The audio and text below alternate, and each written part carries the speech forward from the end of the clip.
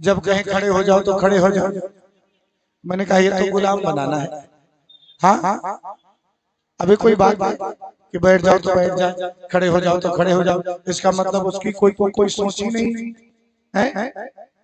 वो बिलाल बेचारा सेंसयुक्त व्यक्ति है, ऐसा थोड़ी, उसमें भी सेंस है।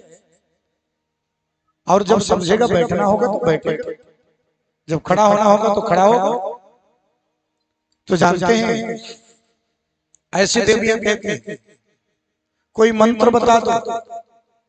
और एक बात और बता दूं, इस बात पे कभी विश्वास मत करना किसी की कि कोई बस में करने वाला मंत्र भी होता है। हाँ, आप ठग जाएंगे। दुनिया में कोई बस में करने वाला मंत्र नहीं है। मंत्र केवल बस में करने वाला एक ही है। बोले क्या? बोले मीठी वाणी बोलो जैसे है। कौन सा? मीठी वाणी, प्रेम की वाणी। जब हमारे आंगन में कौवा बोलता है ना तो मन करता है इसको उड़ा दो, भगा दो, काव काव कर रहा। और जब कोयल बोलती है तो यहाँ तो दरभंगा क्षेत्र जो है जहाँ पर आम के पेड़ ज्यादा है, आम की फसल भी ज्यादा होती है और आम के पेड़ में ही कोयल ज्यादा बोलती है ना। तो जब कोयल बोलती तो मन करता है कोयल बोलती रहे। बोले क्यों? बोले बड़ा सुंदर बड़ा प्यारा बोलती है। तो किसी ने कहा भैया कौवा से कौन सी दुश्मनी हो गई? कौवा ने किसका धन हरण कर लिया जो उसको भगाते हो? कागा का को धन हरे कोयल का को धन दीन, मीठी वाणी बोल के जग बस अपनों की न। प्रेम की वाणी, मीठी वाणी बोल करके संसार को अपने बस में कर लेती है। बोलो जय श्री राम। उसी प्रकार जिस परिवार में जिस कुल में मीठी वाणी का प्रयोग होता है, एक बात ध्यान देना, अपने घर परिवार में मीठी भाषा बोलना चाहिए, मीठी वाणी बोलना चाहिए। वैसे तो मैं बताऊं, मैं आज जहाँ कथा करने आया हूँ ना मिथिला क्षेत्र में, ये मिथिला क्षेत्र पूरे बिहार की सबसे मीठी भाषा का केंद्र है। बोलो जय श्री राम। हाँ, यहाँ तो इतना प्रेम से छी लगा के बोलते हैं जी, वाह, आनंद आ जाता। बड़ी प्यारी मधुर भाषा। अरे भैया प्यारे कैसे नहीं रहेंगे, मधुर भाषा कैसी नहीं रहेगी? बोले यहाँ की मेरी लाडली जो है, कौन? माता जानकी है। मेरी जानकी का मायका है ये, जिसके कण कण में माता जानकी विराजमान है। सबसे मीठी वाणी है। मैं बिहार के हर कोने में गया हूँ, लेकिन सबसे मीठी वाणी मुझे मिथिला क्षेत्र में ही मिली। बोलो जय श्री राम। ध्यान देना। तो जानते हैं मीठी वाणी बोल करके जगवश अपनों की। अगर किसी परिवार में प्रेम की वाणी, मीठी वाणी बोल जाती है ना, तो वहां कितना भी बुरा व्यक्ति क्यों ना हो वो भी बस में हो जाता है। बोलो जय श्री राम। प्रयोग करके देखना। हाँ, और जानते हैं भगवान कृष्ण की तो 16,100 पत्नियां हैं। यहाँ एक पत्नी में ये हाल होते। अच्छा, लोग बाग शादी में नाचते हैं जब उसका विवाह होता है, और पति ज्यादा नाचता है अपने विवाह में, और फिर वही ज्यादा नाचता भी है जीवन भर। बोलो जय श्री राम। हाँ, सबसे ज्यादा भी नाचता है और फिर नाचता ही रहता है। तो विचार करो एक विवाह में इतना नाचना पड़ता है। भगवान के 16,108 हुए, वहां तो कंपटीशन होगा कि भगवान सबसे ज्यादा चाहते किसको। वैसे मैं एक बात बता दूं, ये जो दाम्पत्य जीवन होता है ना, मैंने पहले भी बताया था, ये दाम्पत्य जीवन पति पत्नी का जो रिश्ता होता है, ऐसा रिश्ता है दुनिया में सबसे पवित्र रिश्ता होता है। और ऐसा रिश्ता जो दो शरीर और एक आत्मा का रिश्ता होता है। बोलो जय श्री राम। इसको झगड़ा से नहीं जीना चाहिए। प्रेम से जीना चाहिए और ऐसे प्रेम से जियो कि आसपास के लोग भी सोचें कि वास्तव में इनके दाम्पत्य जीवन में कितना प्रेम है। जब पति पत्नी प्रेम से रहते हैं उनके बच्चे भी प्रेम से ही रहते हैं। पति पत्नी अगर जिस घर में झगड़ा करते हैं, ध्यान देना, उस घर में बच्चे भी झगड़ालू होंगे। बोलो जैसे उस घर में बच्चों का भी स्वभाव व्यतिरेक होगा। तो मैं तो यही कहता हूं ना कि पति पत्नी ही अपने बच्चों की पाठशाला है। आज जानते हैं भगवान की 16,108 पत्नियां हैं। देवी रुक्मिणी तो कभी नाराज नहीं, लेकिन सबसे ज्यादा नाराज होने वाली, वैसे सब नाराज हुई है भगवान से, लेकिन एक देवी सबसे ज्यादा नाराज है और जिनका नाम है सत्यभामा। बोले सत्यभामा क्यों नाराज हो? बोले सत्यभामा सबसे ज्यादा दहेज लेके आई। सत्यभामा के पिता का नाम था सत्यराज, जिसने सूर्य भगवान की तपस्या करके एक मणि प्राप्त किया था और उस मणि का नाम था स्यमंतक मणि।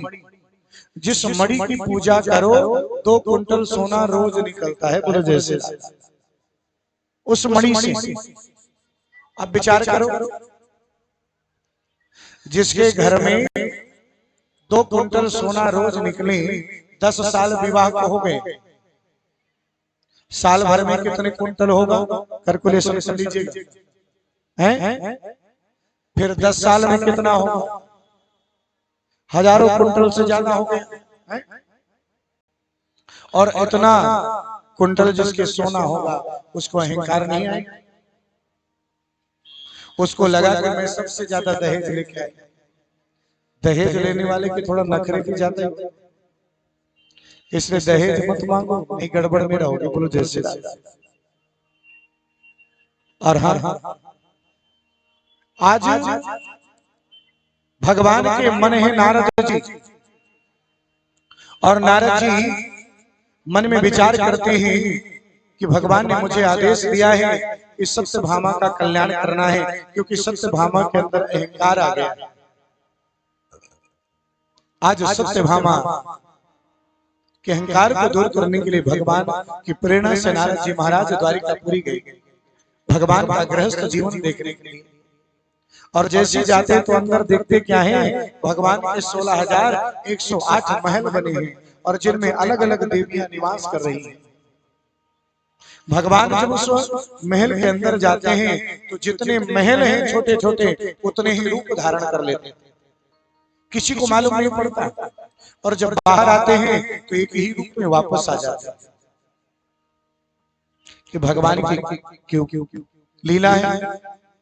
और ध्यान देना, आज जब नारद जी गए तो सब जगह गए, किसी ने कुछ कहा, किसी ने कुछ कहा, लेकिन जब सत्यभामा के पास गए तो सत्यभामा ने एक ही बात कही। बोले नारद जी आप तो देवर्षि नारद है ना? बोले आप तो बहुत पहुंचे हुए संत हैं। बोले हाँ, इसमें कोई दो राय नहीं, ब्रह्मा जी के पुत्र हैं। बोले तो आप तो एक चीज जानते होंगे। बोले कौन सी? बोले कोई तो आपके पास ऐसी पूजा का विधान होगा जिस पूजा कराने से पति वश में हो जाए। बोलो जैसे बोले हाँ। बोले हम चाहते हैं कि भगवान कृष्ण सबसे ज्यादा हमको ही चाहे।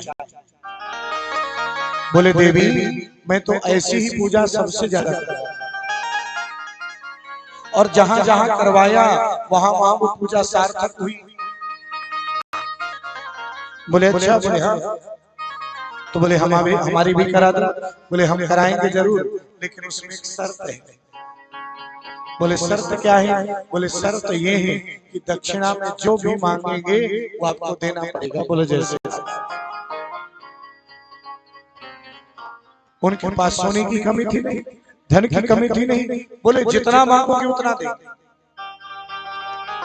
आज पूजा करवाई और पूजा कराने के बाद ध्यान देना, जैसी पूजा संपन्न हुई, पूजा संपन्न होने के बाद दक्षिणा में मांग लिया। बोले क्या? बोले दे दो, कृष्ण को ही दक्षिणा में दान कर दो। बोले जैसे और जैसे कृष्ण को ही दक्षिणा में मांग लिया, सत्यभामा ने संकल्प कर दिया कुछ सोची समझी नहीं। अब भैया दक्षिणा में तो जो पूजा कराता है उसका अधिकार होता है। बोलो जैसे बोले ये मेरी दक्षिणा तो मैं अपने साथ ले जाऊं। भगवान ने क्या किया? वो नारद जी ने कृष्ण से कहा चलो हमारे साथ, सारे कपड़े उतारो, राजसी साधारण कपड़े पहनो, थैला पकड़ो, हमारा चल। और जैसे भगवान साथ में चल देते हैं, नारद के अन्य देवियों ने देखा, बोले आप कृष्ण भगवान को ऐसे कहां लेके जा रहे हैं?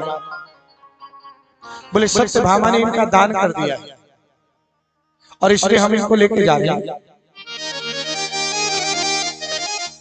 बोले सत्यभामा को किसने अधिकार दिया? क्या सत्यभामा भर के पति है? आज देवियां जाग जाग के कहते हैं सत्यभामा से हमारे पति हमें वापस करो। अब भगवान कोई वस्तु थोड़ी है कि काट के वापस कर दे। कैसे? सत्यभामा को लगा शायद मुझसे बड़ी गलती हो, दौड़ करके नारद जी को प्रणाम करती है और प्रणाम करके कहती है नारद जी कोई दूसरा उपाय हो तो करो। बोले देवी एक उपाय और है। बोले कौन सा? बोले उपाय ये है कि ये उपाय ऐसा है कि अगर आप इनके ताव का सोने का दान कर दें, आप अगर इनके तौल का सोने का दान कर दे ध्यान तो मैं इनको वापस कर दूं। आज उसको सोने का ही अहंकार था।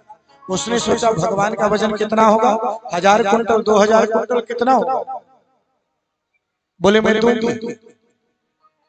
और जानते हैं आज तराजू मंगाया गया और तराजू मंगाकर एक पलड़े पर भगवान बैठे हैं और दूसरे पलड़े पर सोना रखा जा रहा है। बोलो जैसे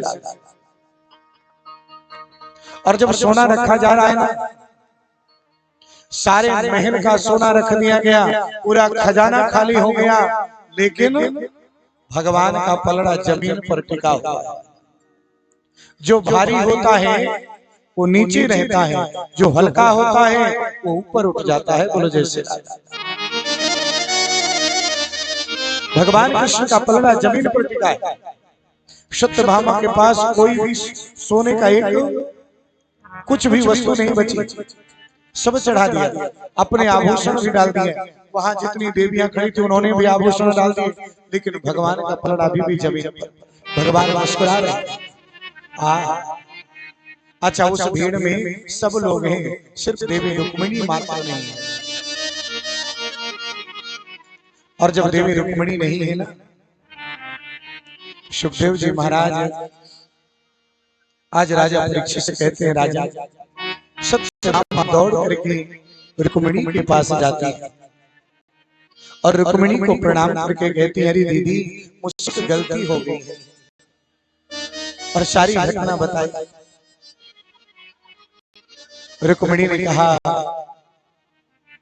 अरे पगली तू लक्ष्मीपति को लक्ष्मी से तोलने जा रही है, जो दुनिया की लक्ष्मी के मालिक है, साधारण नहीं पूरी दुनिया की लक्ष्मी के मालिक है, ब्रह्मांड की लक्ष्मी रख दो तो भी गोपाल को कोई तोल नहीं सकता।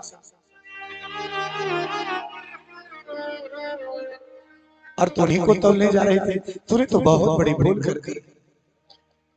आज कहते हैं देवी दीदी आप ही कुछ उपाय करिए जिससे मेरा कल्याण हो सके।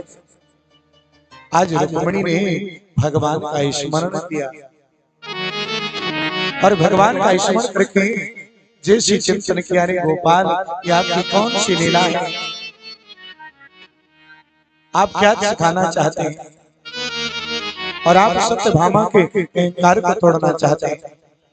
रुक्मिणी आज सत्यभामा से कहती सुनो भगवान को तो कोई नहीं तोल सकता, लेकिन भगवान को अगर तौला जा सकता है तो भाव से तौला जा सकता है, क्योंकि मेरे भगवान भाव के भूखे और भाव में तो भगवान एक तुलसी पत्ते से भी हल्के। किसी ने कहा है कि भाव का भूखा हूं मैं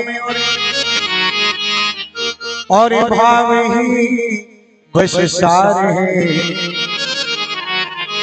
भाव से मुझको भजे तो भव से बेड़ा पारे। भाव बिन सुनी पुकारे मैं कभी सुनता नहीं, भाव पूरित तेरी करती मुझे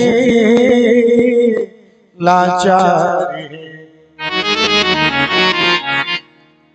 मैं सिर्फ भाव का भूखा हूं, जो भाव से भगता है ध्यान देना मैं उसी के पास रहता हूं। बोले जय श्री राम। आज मानो भगवान का स्मरण करते हैं देवी रुक्मिणी और बड़े भाव के साथ स्मरण करते हैं, हे गोपाल आज हम तेरी शरण में, और ऐसी कृपा करना